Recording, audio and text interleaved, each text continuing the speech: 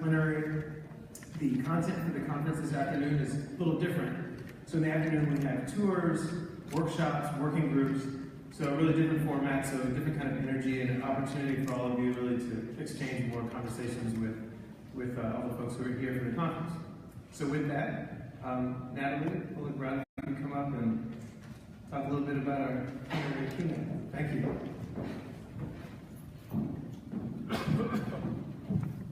Good afternoon. Good afternoon. My name is Natalie Brown. I'm an assistant professor of film and broadcast media at St. Augustine's University, and it's my pleasure to introduce Thomas Allen Harris. I could read Thomas's bio, but I want to share with you why I'm thrilled to have the privilege to introduce him. I'm proud to say that I'm a documentary filmmaker, but when I attended Howard University's graduate program in film production in the early 90s, it was at a time when the most visible example of a Black filmmaker was Spike Lee. So I went to film school, wanting to become a feature filmmaker, and moved to Hollywood upon graduation. But my aspirations changed after I took an elective course that introduced me to the work of documentary filmmaker Marlon Riggs, whose name you might recognize as the force behind classic films like Black Is, Black Ain't, and Color Adjustment. The film by Riggs that we focus on in this class, though, was a newly released experimental and poetic piece called Tongues Untied, in which Riggs came out as a gay Black man to a world that, at the time, was very slow to acknowledge or embrace, that would encourage and uplift us, demonstrate our three-dimensionality, reveal something about our interior lives, and in that way, our humanity.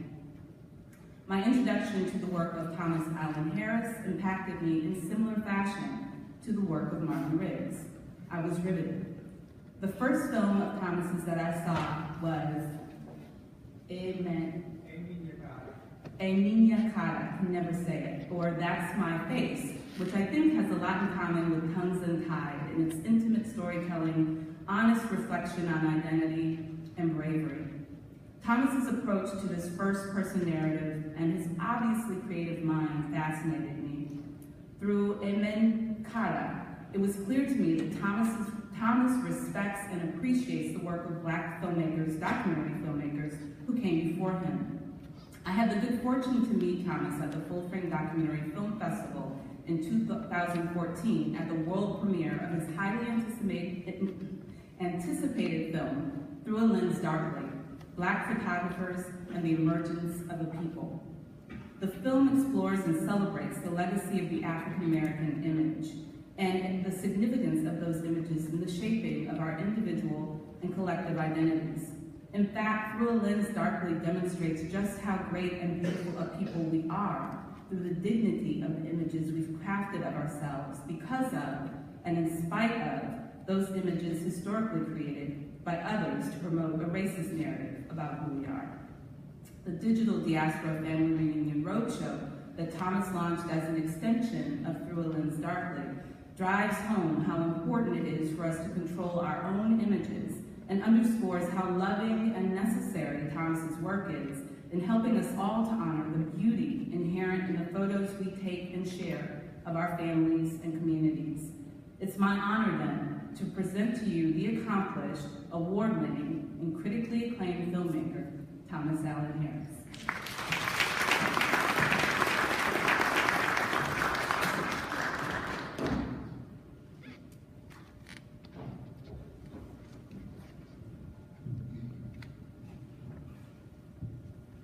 Thank you so much, Natalie, for that moving introduction, and also the organizers of the conference for this very important conference and reaching out to invite me to partake. It's an honor to be here, to share some of my work, to already be moved by several of the talks and presentations I've seen thus far. Today, I'm going to be talking about why family photos matter, and talking about how they've impacted my work as a filmmaker the last 25 years. My favorite photo from childhood is my 5th Easter Sunday. In the photo, my brother and I are dressed in our Easter suits, our grandmother had just made for us. We'd woken up early so that we'd have time to pose in front of my grandfather's camera, a tradition he did on every occasion that called on us to look our best. He wouldn't take the photo until it was the perfect shot, even if it meant being late for church. I somehow understood that this was his way of expressing his love for us and pride in us, and you could see that shine through in photo after photo. Perhaps these Sunday rituals are why I've become obsessed with these family albums and what's happening to the family album in the digital age. For the past 150 years, our families have used albums to help us tell our story from one generation to the next. The family album has served to keep the family together. But now in the digital age, how do we pass on and maintain the visual story of our families, of our communities? I have over 10,000 images on my phone. And I venture that I'm unlike most people. I'm not unlike most people. How many people in here have taken an image on their phone in the past week? Raise your hands up high. Because unlike or Instagram, the album was focused. Our ancestors were curating our stories, their stories, creating deliberate visual narratives of their journeys and the journeys of their family members. We included a sequence of pictures in one or a series of books that contained our story, stories that we return to over and over again to ground a sense of who we were and where we came from. I've been a documentary filmmaker for over 25 years and have been consumed with using the family album to uncover personal truths about my immediate and extended family. In fact, I've been able to make a living using my family album. I've been able to make a living using my family album. But it was one particular film that made me realize the hidden power of the album and transformed my relationship to it. In January 2000, I went to South Africa for my stepdad's funeral in Bloemfontein. It was my first time visiting South Africa, and little did I know it was going to be the beginning of a film about him and the first group of 12 young men. The second slide is supposed to be up, sorry. It was going to be a film about him and the first group of 12 young men who, at the request of Nelson Mandela, secretly left the city of Bloemfontein, South Africa, to build the anti-apartheid movement in exile. My stepdad, Kool-Aid Benjamin Benign Lee, and I did not have the easiest relationship. Him being a traditional African father, and me being a rambunctious queer American son. But even in difficult times, during my adolescence, I would go down to his study in the basement and look through the photo album documenting his time as a youth. And it was this album that I brought back to South Africa to share with the still living 7 disciples of Mandela that he had left the country with in 1960. You see, Lee was the only one of the disciples to use media, photographs, writing, radio broadcasts, film, and video as his tool of resistance in the liberation struggle. By becoming a founding member of the Anti-Apartheid Radio Division of the United Nations, and also by documenting his family and community during his years in exile. And this photograph actually is the group at 6 months after they left South Africa. They had traveled secretly, leaving the country because it was illegal for them to leave. The ANC had already been banned. Several were arrested by local colonial authorities along the way from South Africa all the way to what was then Tanganyika, now Tanzania. They arrived starving, very little clothes. This is the first group portrait in Goodwill Supply clothing.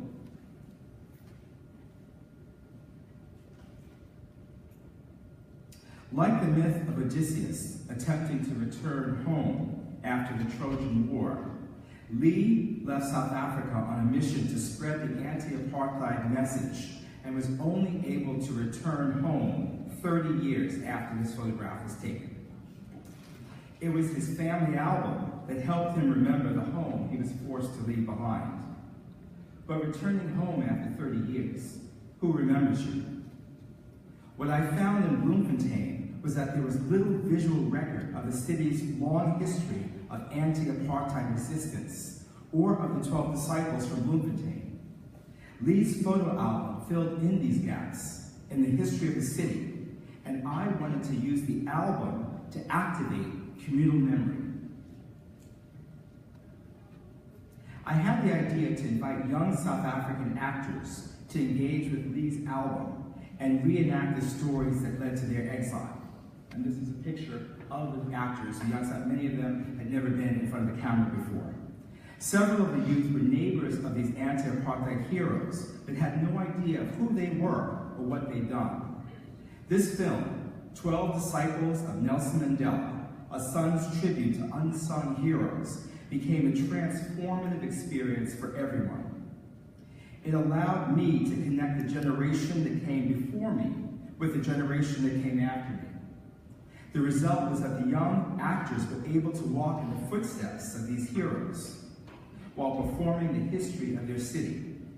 The still living disciples and their families were able to connect with the significance of their own personal journeys and the sacrifices that came with exile.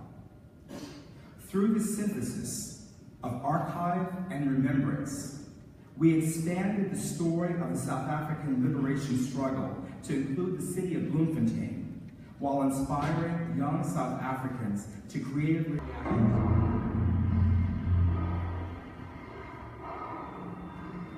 voice still echoes in my head. I'm pulling line from South Africa.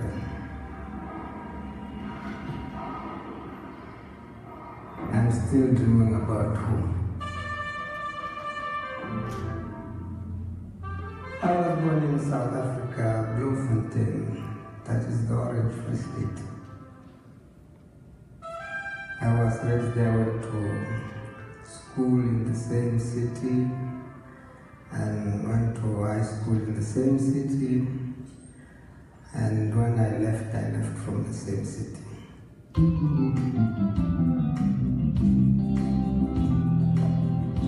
Lee left South Africa, together with a group of 11 other comrades in 1960 to build the African National Congress, the ANC, in exile.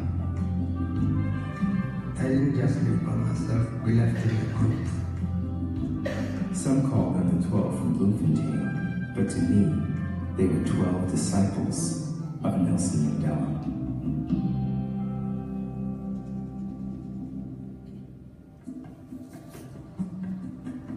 The last time I saw Lee was when I shot this footage of him celebrating Father's Day in 1999 in the backyard of our house in the Bronx. It seems strange that most of the images I have of Lee were often from Father's Day. He had raised me since I was 9 years old, but I never called him father.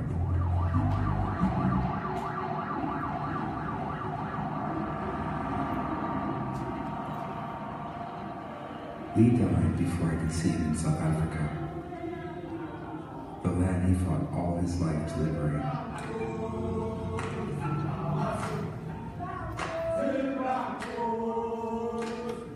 For a whole week, I've seen Lee feted as a hero.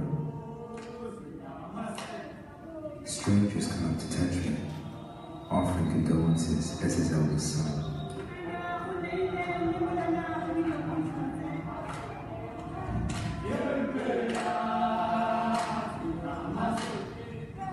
He opened up so many different doors to my brother and I. He taught us how to be men. He taught us how to be revolutionaries.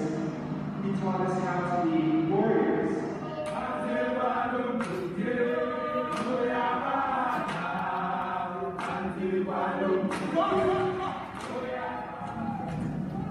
Hule means rain in Swana. It's been raining 7 days already.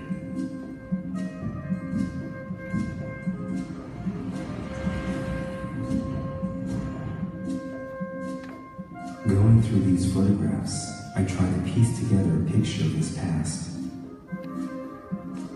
One image in particular captured me.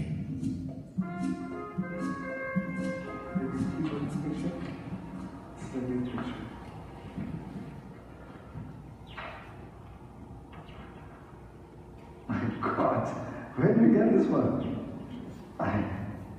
I've forgotten about this picture.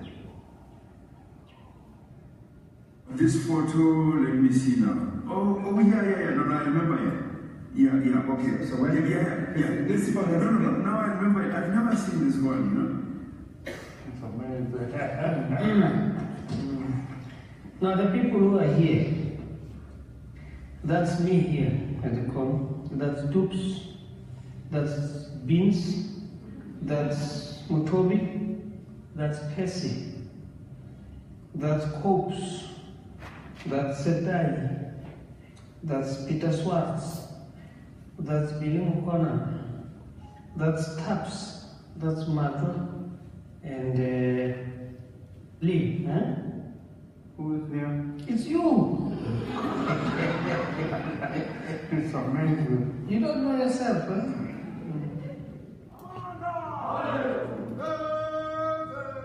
Lee used to tell the story about his political coming of age in 1952 with the Defiance Campaign.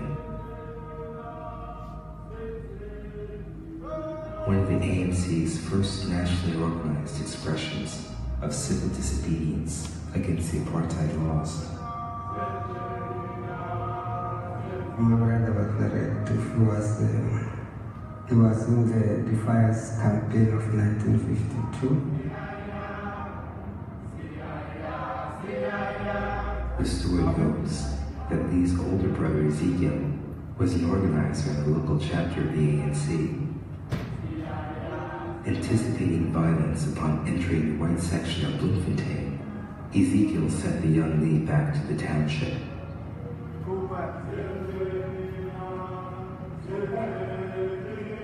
Exploring. And this is a poster from a Liberation Day celebration that used the photograph that we created, that we surfaced through Lee's archive.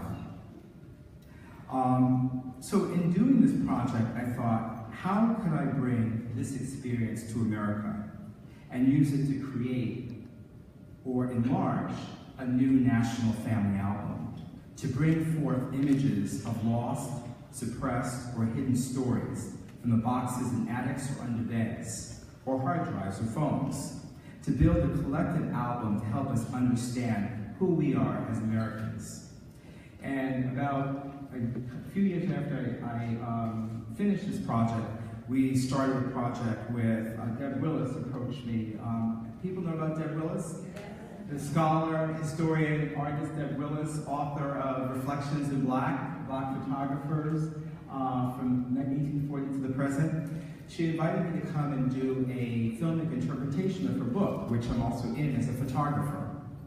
And that provided an opportunity for us to move forward with activating family albums. So I'm just going to show a little bit of Through a Darkly, which was referenced by Natalie, to talk about the tension between the family album that African Americans were creating for ourselves, our own reflection, as well as the dominant images that were coming at us and still come at us on a daily basis through mass media and through the history of legacy of segregation have been largely ignored.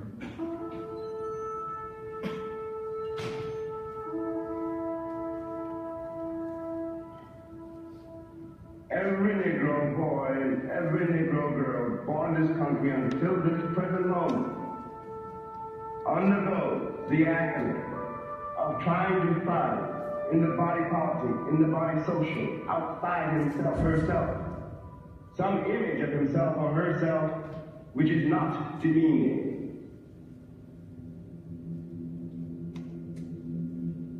When you look in the mirror, who do you see?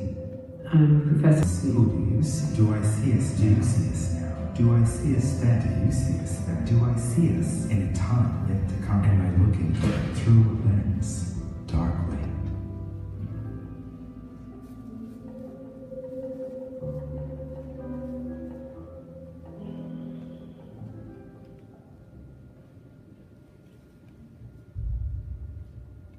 There are secrets in every family. Sometimes they're buried deeply, and sometimes they're right in the open, willfully unseen. There is one place where all the secrets reside, in the family photo album,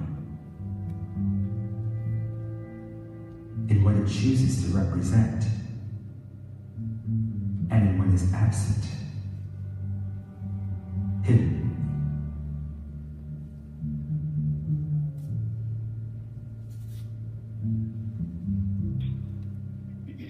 My secret is connected to the day my father left.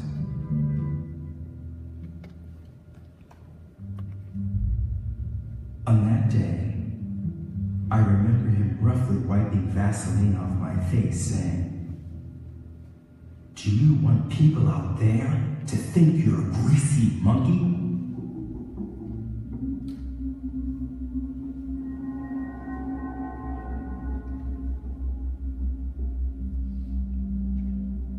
Inside, I felt shame for the color of my skin, my hair, my lips, my nose.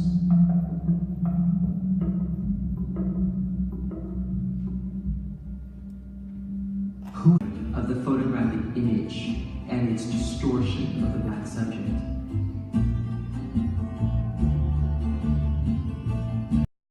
Growing up, I didn't like history because everything I heard about me was negative.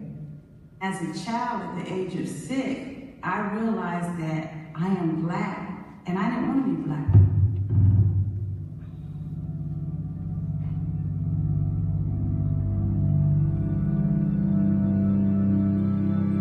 I knew a world of people who dressed fabulously,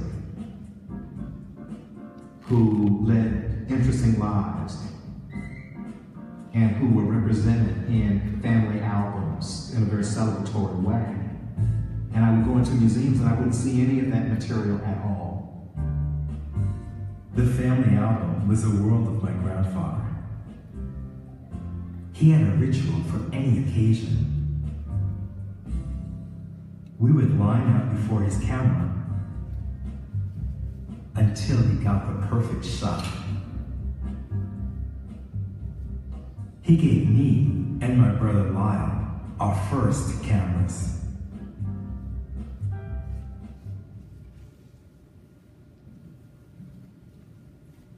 So I had the novel idea that while we would produce this film through a lens darkly, it took 10 years to actually produce this film. When we first started taking it around to foundations, many people said, well, are there enough images or photographers to create a document, a 1-hour documentary or a 2-hour documentary on Black photographers? And so it was a huge education lift, and this had been 10 years after Deb's book, and just Deb Willis's book had come out. So it was a huge lift. But I was interested in creating a community engagement project that would help people help people do creative things with their family albums. As I had been touring around the country and all around the world, people would come up to me and say, I would like to do something to raise the awareness with my kids or other family members about the importance of the family album beyond the sentimental. And at the end of every production, for the filmmakers in the room would identify with this, I was too exhausted to begin a companion project. So I had the idea to begin the companion project while we were producing the film. And thus, this project was born.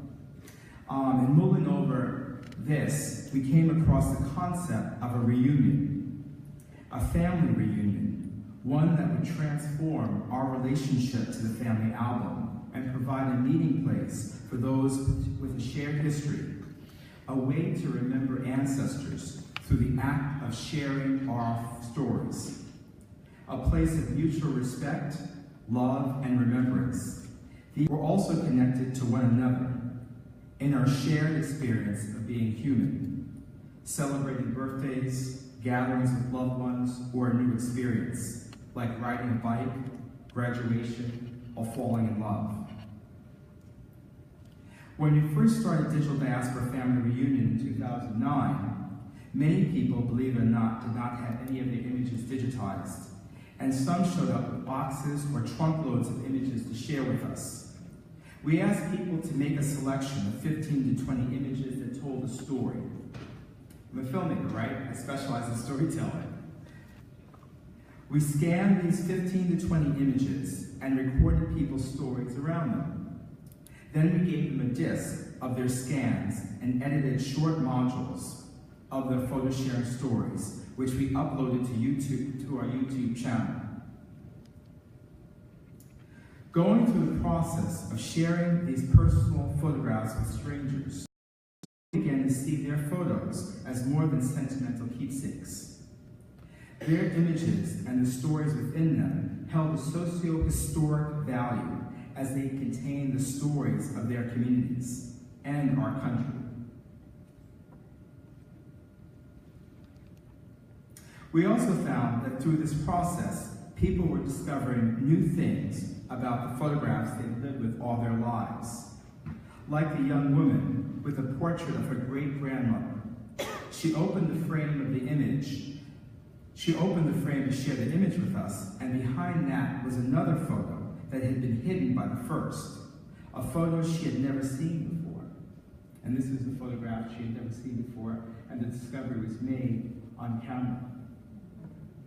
You can imagine her surprise, not only to find this hidden image, but to see in it that she and her great-grandmother looked uncannily alike, even down to the haircut.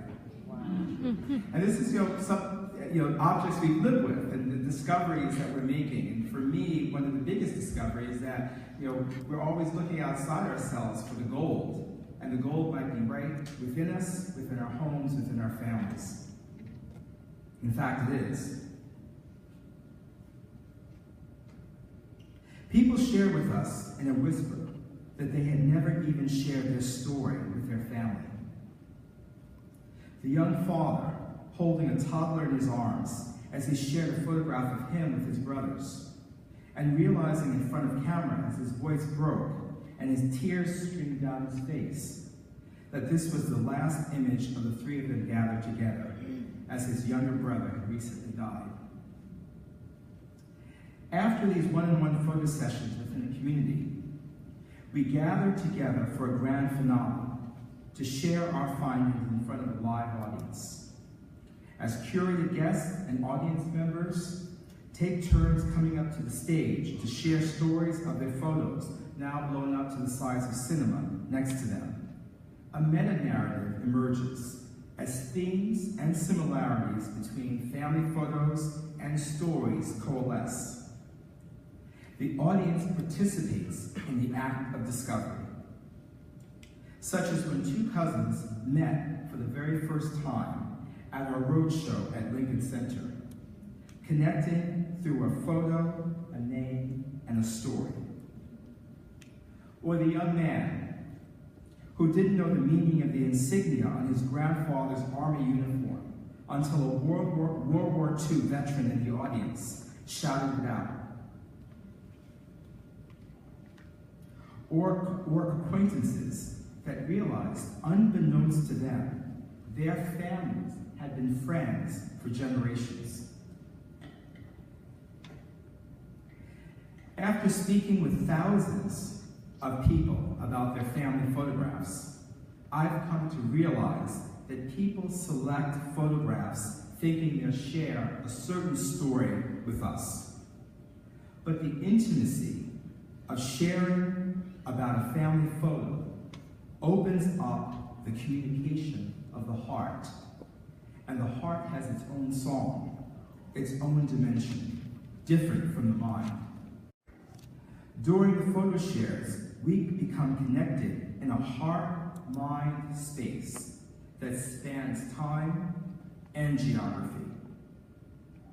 A place where the superficial differences of age, race, or sex, orientation, or religion all seem to fade. For me, the family album is a kind of sacred yet secular space where people share dimensions of themselves, ourselves. I am the child, the great-grandchild, the mother, the father, cousin, friend, neighbor, teammate of so-and-so, and so-and-so, and so-and-so. I am. We are connected. I, too, am on a journey, and I can learn from the journey of others. The stories and images that I have been fortunate enough to witness while touring to over 50 cities across the country and the globe, including Ethiopia, Brazil, Canada, Belgium, with Digital Diaspora Family Reunion, made me realize that we needed to magnify this project. We needed to reach more people and to help them see the importance of their family albums. If we really want to help create a national family album that would include not hundreds, not thousands, but hundreds of thousands of photos and stories, or even more, of the American family album in all our diversity, we needed to create a TV show. And I'm just going to show a little clip from our trailer. Family Pictures USA is a show about our stories. Discovering hidden people that I didn't know, but who were connected to me. And it inspired me creatively and changed the way I saw the world. It's one of the reasons I spent the last 10 years traveling around the country, encouraging people to see the value in their own family photographs. And now, it will be a TV show.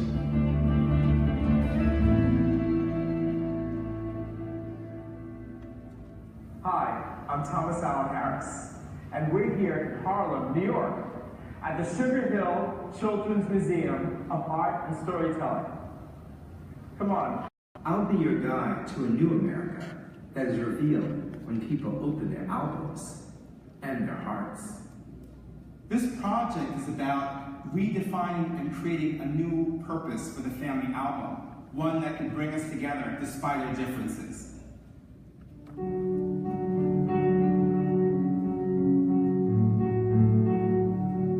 I have been thinking about many albums that I have that my grandmother put together in the early 1900s. Albums frame families, what's in them and what's left out.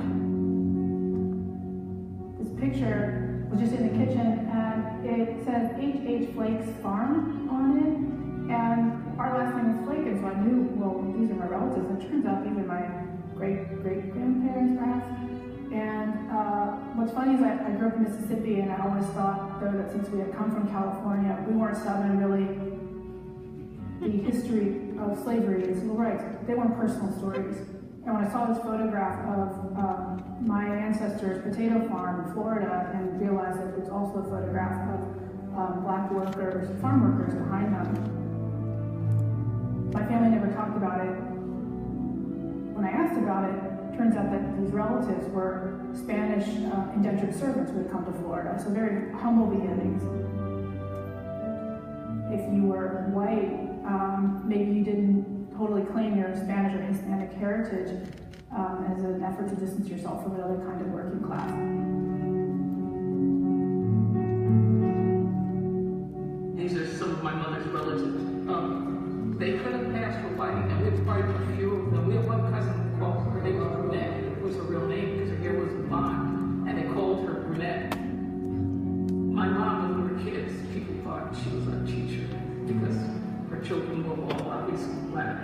And so most people did not know my mom was black. And she never tried to pass. She had lots of relatives that tried to pass. She never tried to pass. It was a powerful photograph for me. It situated me in the South, situated my family in the South, and situated my life into these race relations and what it is to be an American and how to connect to the past. My grandmother told the story of a girl that she had come to take care of my father, who was from an orphanage, and her name was Hattie. This is a picture of her with my father when he looks to be about 6 years old. And this is a picture of Hattie with my grandmother and my grandfather. My grandmother's name was Harriet, and she was called Hat. Hattie's name was Harriet, she was called Hattie. They called her Black Hattie. That's what this says underneath here. And when I was a teenager, these are two of my younger siblings, Hattie would often appear at our house in Litchfield, Connecticut. My grandmother would call and say to my mother, "Hattie's coming," and my mother would make sandwiches and iced tea and lemonade and run around. It was a big flurry of excitement and greeting and talking. And she would visit. And growing up in Litchfield, Connecticut, there were no black people. I had not met black people. This was my experience with black people, was Hattie's appearance regularly on our porch.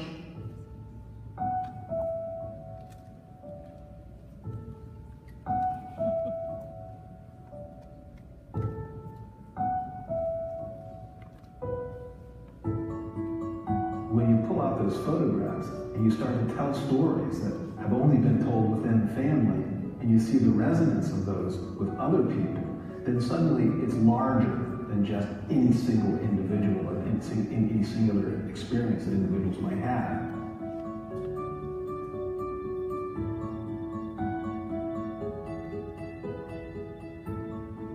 So this is my grandfather, my father's father.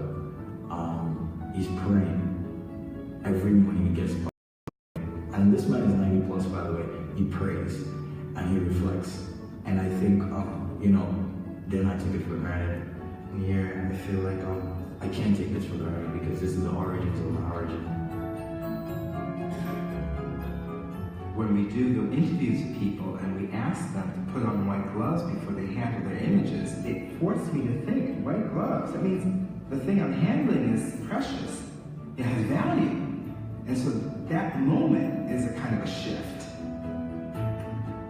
This is my sister Trisha and myself when I was, I believe, 4. She was so good to me when I was young. These pictures made me feel like a little emotional because this represents a part of my life which is truly been like a huge transition from the Philippines to America.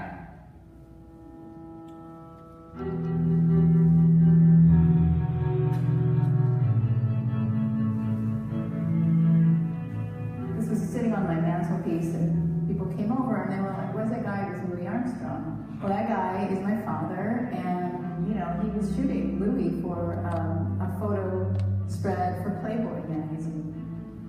All his staff photographers, they're all wearing like silk pajamas, doing a spoof on Hugh Hefner. I have it on my desk to remind me that my father was an artist, and he did some really ballsy things.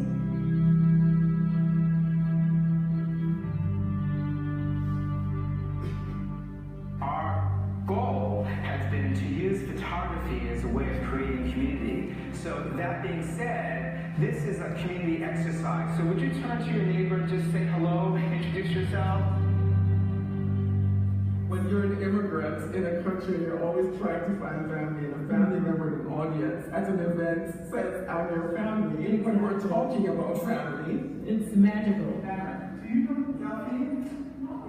I heard your name. I heard Macaulay. And then she piped out, "Yes!" I'm like, wait, Macaulay? If she's a photographer, then she's my cousin.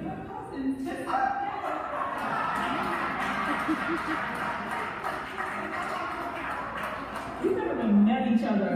First time meeting each other. I was completely flustered. I didn't even know what I was talking about at that point. This is magical. This is necessary work for bringing our global family together. Absolutely. That's what it is. Oh,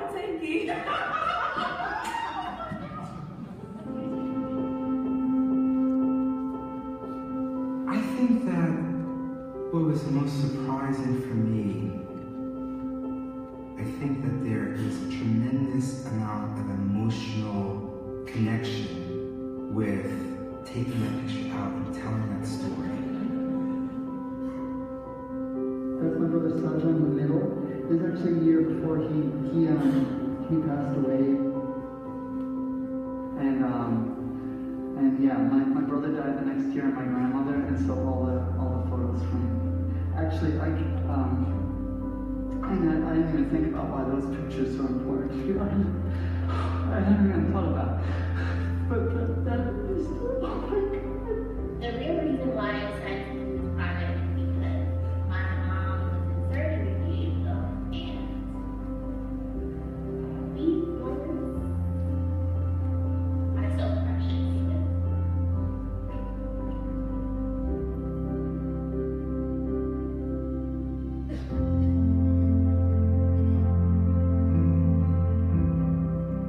I think that we've always been a little bit surprised that people are going to come out with their photographs and want to talk about it. They're perfect strangers to themselves and to each other, and yet they're more than absolutely overwhelmingly willing to get up in front of a group of people and talk about, this is my grandparents, or this is my father, this is what we did when I was 6 years old. What we have stumbled upon is the hunger that audiences have to have a real human connection with each other.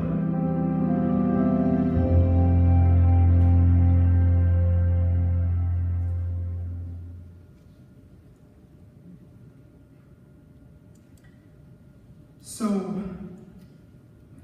yeah, I just want to say that it just struck me seeing this series together, how much of the healing that we have to do in this country has to do with that representation, the history of slavery and segregation, but particularly around representation. I was in an Uber coming from the airport last night, and the driver picked me up, with this big blonde afro, and he's talking, and he said, "Oh, my mother's from Italy, and my family goes back to Europe," and I was like, "Well, it's But I held my tongue. But he said, I told him about the project I was going to be speaking about today, and he said, "What do you think is the difference between the white family album and the black family album?" And I said, "Well, we're dealing with a lot of different family albums, including the Native American, and Indian, and Indian, Native American, Latino, and Asian." I said, but if I were to contrast those two, I would say that we have an idea of what the mainstream or white family album is. We can reference it in terms of space and time.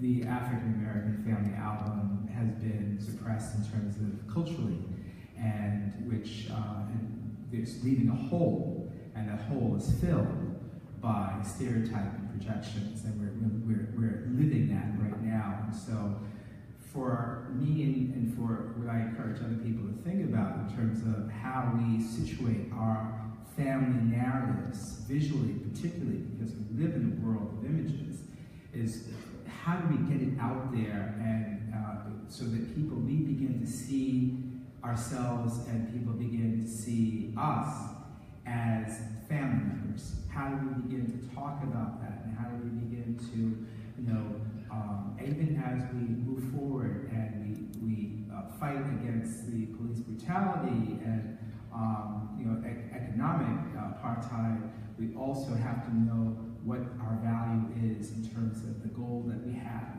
the story. So we started working on a television show that we hope will remedy this. It's called Family Pictures USA.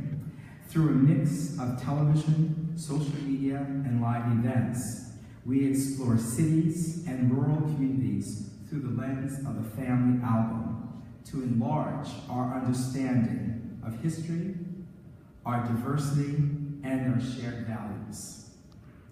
We'll meet people who are saving images and archives and reuniting them with families and communities. We'll be inspired by people doing creative things to keep their family albums and archives relevant and generative.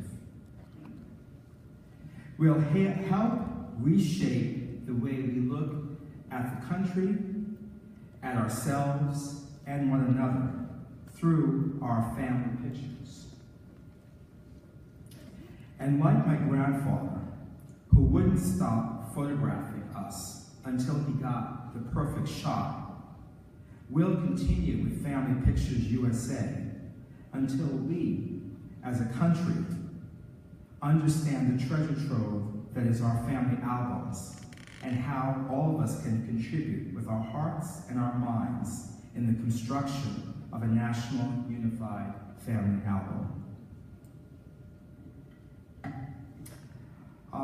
So that's the end of my presentation, this part of the presentation. I will be doing a workshop at 4:30 to share some of our best practices in terms of how we can use the family album in new ways. And we will also have giveaways. I have some giveaways here. A postcard from 12 Disciples, and also for those people who would like Family Pictures USA to consider your location as a place to shoot. We're going to be shooting the next 2 episodes of Family Pictures USA. One right here in Durham, in the Triangle, North Carolina, beginning in October, in the fall, and then moving to Southwest Florida. We are working with television stations in each of these locations, as well as a variety of partners. So we're looking for additional partners here, and we're also planning out the rest of 2019, 2020, and 2021. With that, I will open it up for questions or comments. I think we have time for a couple of questions. House lights up just a little bit, please, so we can see.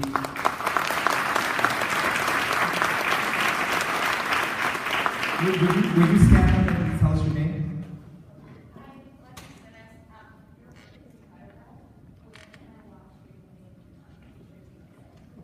Yeah, well, right now, we have a YouTube channel, and you can find it through, we have 2 websites. One is familypicturesusa.com, and the other is, we need to work together.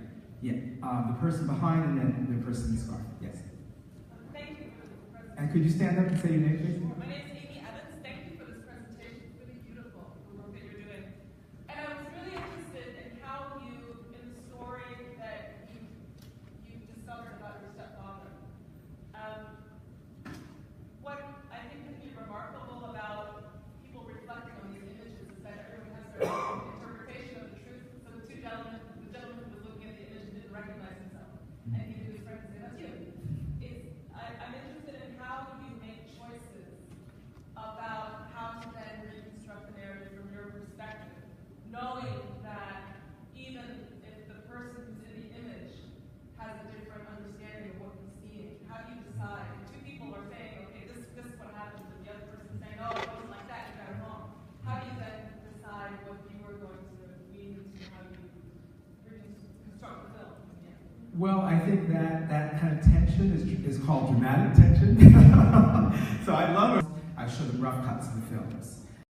So I really invite, I have an open edit room. So for me, it's very much about communal storytelling. Thinking about, Henry Louis Gates talks about autobiographies being, in many ways, the first literature that was written, going back in this country for African Americans and even people who were enslaved from Africa and the diaspora. For me, autobiography is a collective thing. It's a dialogue that happens between us. And so meaning is produced in that dialogue as opposed to exclusively one perspective, a call and response. Yes? I'm Donna. Thank you so much for this. I'm thinking about projects like StoryCorps and other forms of public storytelling, and I'm wondering a little bit more about how you see the image as opposed to the... Earlier, we're living, we are consuming hundreds of images a day. And a lot of those images have secret messages. A lot of those images are made by people who are referencing stereotypes, who might, whether the stereotypes have to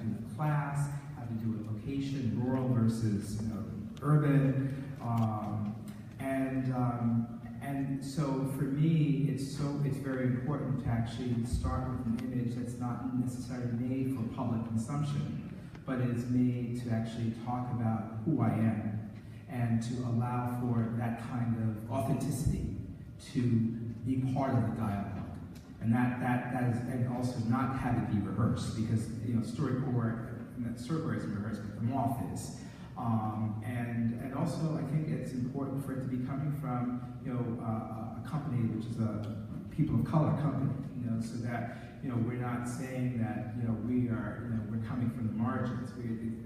There's a revolving notion of the center, as opposed to starting from one place and everyone else is kind of like around my narrative. And then should we have any? Oh, we can go. Yes, go ahead. Hi, Sheila. Have you done anything on the 159th Street, 8th Avenue, Not yet. We're actually doing a Digital Diaspora project with Hunter College at the Hunter College East Gallery in Harlem this summer. So it's a 2.5-month project. So, but I'd be open to hearing a little bit more about it. Yeah, we grew up there, and so we have pictures of us doing all the wrong things. Such as? I wasn't there, it wasn't me. So what I'll share is... Okay, thank you. Yes, Mark. I'm Mark Little. So my question is, the way you frame this is the history that family albums have, how families think about themselves. Now people take millions of pictures, as you pointed out with the phones, and there is no more, there are not new family albums being created. So can you talk a little bit about moving forward, how do you think people are going to have something like this, or will there be new family albums? Yeah, well, part of what we are doing is creating kind of a new purpose for the family album in the digital age. That's what, essentially our project is a cross between that and the WPA. At a certain moment, like, the WPA, we had people who had experienced slavery, and they were dying out. And so, they were moving from the rural to urban, so there was this moment where we needed to capture something. And so this is also, we've occupied a similar moment in terms of moving into the digital space. And I really encourage people to actually print out their images. There is like a movement that's emerging, it's actually continuing, of scrapbooking.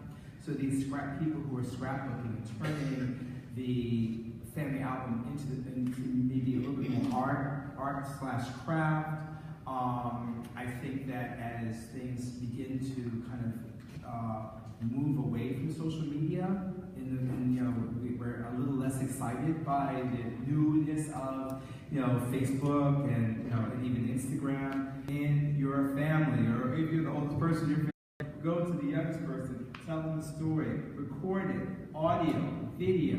I mean, people are actually, my mother is actually writing a book off of an interview I recorded with my grandfather in 1991 before he passed away. People who are part of our community, please join our community. We are on Facebook, Family Pictures USA, so you can join us there. Instagram as well, One World, One Family. So members of our community get together and help each other make short films using the family photographs. They scan them, they rescan them, they circulate these films. People are writing books. People are doing all kinds of creative endeavors. There's a huge wave of artists who are making work using the family album. I mean, you have people who are doing found albums like Lorna Simpson, who's using found albums that she buys off of eBay and constructing narratives. You have other people who are actually using their own family albums and constructing these kind of digital hybrid spaces. So I think we're kind of in a place where we're trying to kind of figure it out. But the one thing is for sure that if you understand the value of the album, it can be. I am deeply in touch with my ancestors, if that didn't come across, and that is for me, that's a strong part of my spiritual practice. And so I think that, you know, there is that aspect, that spiritual aspect that this project also does in terms of feeding us. Oh, there's one in the back and then you.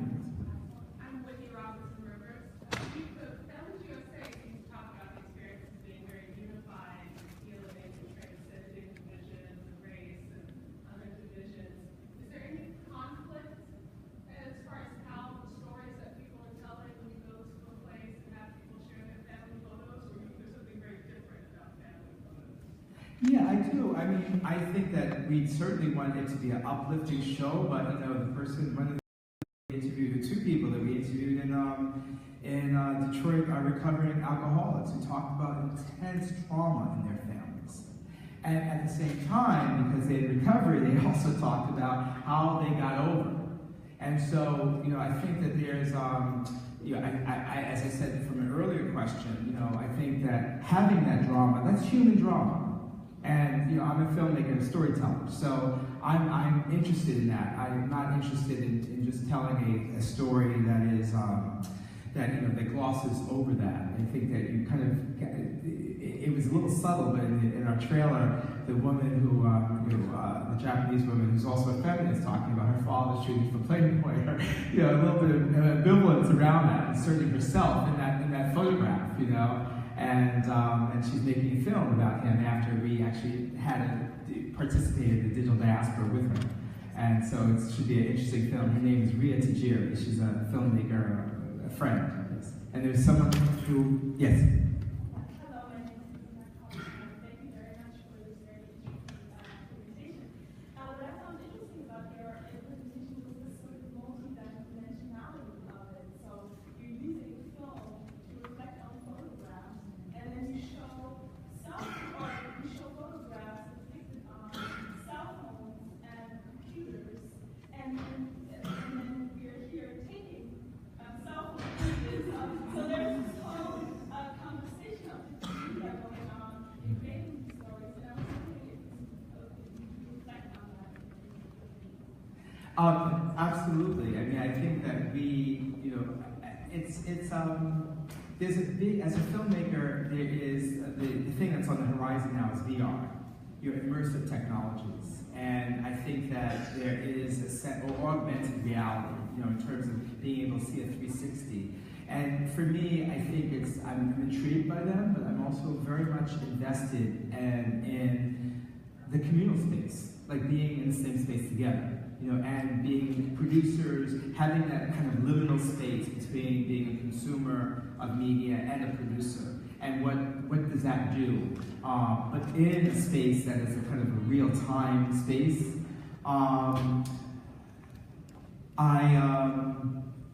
yeah, it just seems like we are moving rapidly into a place where the dialogue in this, you know, amazing conference.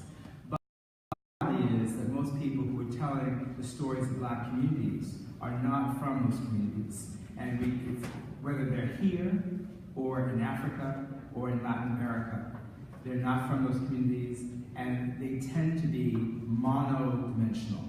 Like, you know, there's, you know, so I can't stress how important it is for us to define our narratives.